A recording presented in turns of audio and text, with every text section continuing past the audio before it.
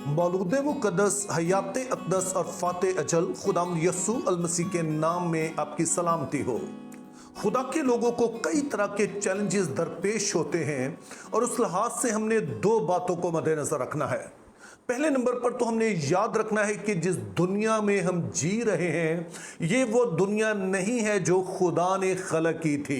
यानी जब खुदा ने दुनिया को खलक किया तो खुदा ने कहा कि बहुत अच्छा है, लेकिन फिर आदम के गुनाह की वजह से हम देखते हैं कि ये दुनिया जो है वो लानत के नीचे आ गई।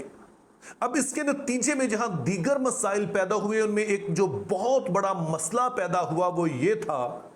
कि खुदा ने आदम से कहा ये जमीन जो कि पहले तुझे सिर्फ इसकी निगहबानी करनी थी, लेकिन अब ये जमीन तुझे हासिल नहीं देगी, यूं तेरे खिलाफ जाएगी। तो इस लिहाज से आपने इस बात को समझ लेना है कि ये दुनिया जिसमें हम जी रहे हैं ये परफेक्ट नहीं है। इसमें कई तरह के कुदरती मसाइल हैं जिनका सामना चाहे खुदा के लोग हों या ना हो वो सभी को करना पड़ता है, जिनकी एक शक्ल जो है वो कुदरती आफात है। इसके साथ दूसरी बात जो हमने याद रखनी है वो ये है कि दो तरह की बादशाहियां बैक दुनिया में काम कर रही हैं। एक है खुदा की बादशाही, दूसरी है शैतान की बादशाही। अब वो लोग जो यीशु मसीह पर ईमान रखते हैं वो खुदा की बादशाही में होते हैं, तो इसका मतलब है कि एक दूसरी बादशाही की कुव्वतें जो हैं वो खुदा के लोगों पर हमले करती ही हैं। लेकिन साथ में हमने ये भी याद रखना है कि ये हमले ऐसे नहीं होता है कि जैसे कोई बुजुर्ग गिरफ्तार हो जाए, बल्कि आम तौर पर इब्लीस जो है वो दूसरे इंसानों को ही लेता है और खुदा के लोगों के खिलाफ खड़ा करता है। अब इन दो बातों का नतीजा फिर यह है कि हम जहां पर भी हो हमें चैलेंजेस का सामना रहेगा। कुछ कुदरती तौर पर होंगे और कुछ इब्लीस की तरफ से होंगे जो दूसरे लोगों को लेकर हमारे खिलाफ जो है वो पैदा करेगा। अब जब आप इस बात को समझ लेते हैं तो फिर ये बात इंतहाई ज़रूरी होती है कि हमारा रिश्ता खुदा के साथ ठीक हो, क्योंकि जब रिश्ता ठीक होगा तो तभी हम खुदा के वादों पर यकीन कर सकेंगे, और जब हम खुदा के वादों पर यकीन करेंगे तो फिर चाहे जो भी हालात हों हम अपनी जगह पर खड़े रहेंगे, और जब हम अपनी जगह पर खड़े रहेंगे तो खुदा हमारे दुश्मनों के रूबरू हमारे आगे दस्तरखान बिछाएगा। इन दिनों में चूंकि हम इसहाक की जिंदगी पर गौर कर रहे हैं तो आइए फिर उसी की मिसाल से हम इस असूल को बेहतर तौर पर समझने की कोशिश करते हैं। अब पैदाइश की किताब के 26वें बाब में स्टोरी कुछ यूं है कि इसहाक के दौर में एक बहुत बड़ा काल पड़ता है। तो आम तौर पर जब काल पड़ता तो लोग मिस्र की तरफ चले जाते, क्योंकि मिस्र में दरियाए नील था जो कि हर वक्त बहता रहता था और उसके आसपास जो थी वो आम तौर पर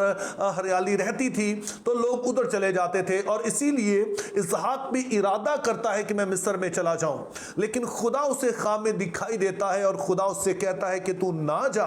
अगरचे कि यहाँ काल है, अगरचे कि ये सारी सूरत हाल पूरे मुल्क के लिए खराब है, लेकिन मैं तुझे यहीं पर बरकत दूंगा।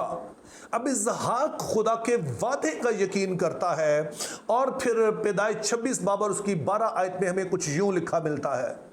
और इसहाक ने उस मुल्क में खेती की और उसी साल उसे 100 गुना फल मिला और खुदावंद ने उसे बरकत बख्शी और वो बहुत बढ़ गया और उसकी तरक्की हो गई, यहाँ तक कि वो बहुत बड़ा आदमी हो गया और उसके पास भेड़ बकरियां और गाय बैल और बहुत से नौकर चाकर थे और फिलिस्तियों को उस पर रश्क आने लगा। अब यहां पर हमें दो बातें बताई गई हैं। पहले नंबर पर कि इसहाक जब इस काल के दौर में जब बारिश नहीं हो रही है, जब पानी जो है वो नापैद है, उस वक्त वो खेती बाड़ी करता है तो उसे 100 गुना मिलता है। ऐसा बहुत ही रेयर होता है कि अगर हालात बहुत भी साजगार हो तो फिर भी जैसे यीशु मसीह ने कहा कि 30 गुना 60 गुना ही मिलता है, 100 गुना कभी कभार ही मिलता है, लेकिन इन बदतरीन हालात में भी खुदा इसहाक को 100 गुना देता है, इसलिए कि वो खुदा के वादे का यकीन करता है। तो यूं हम देखते हैं कि अगरचे एक कुदरती आफत है जिसका शिकार सभी लोग हैं, लेकिन सारे नामसाइद हालात में भी खुदा अपने बंदे को 100 गुना अता करता है, चूंकि इन बदतरीन हालात में भी उसने खुदा के वादे का यकीन किया और वो वहीं पर ठहर गया जहां पर खुदा ने उसे ठहरने के लिए कहा था।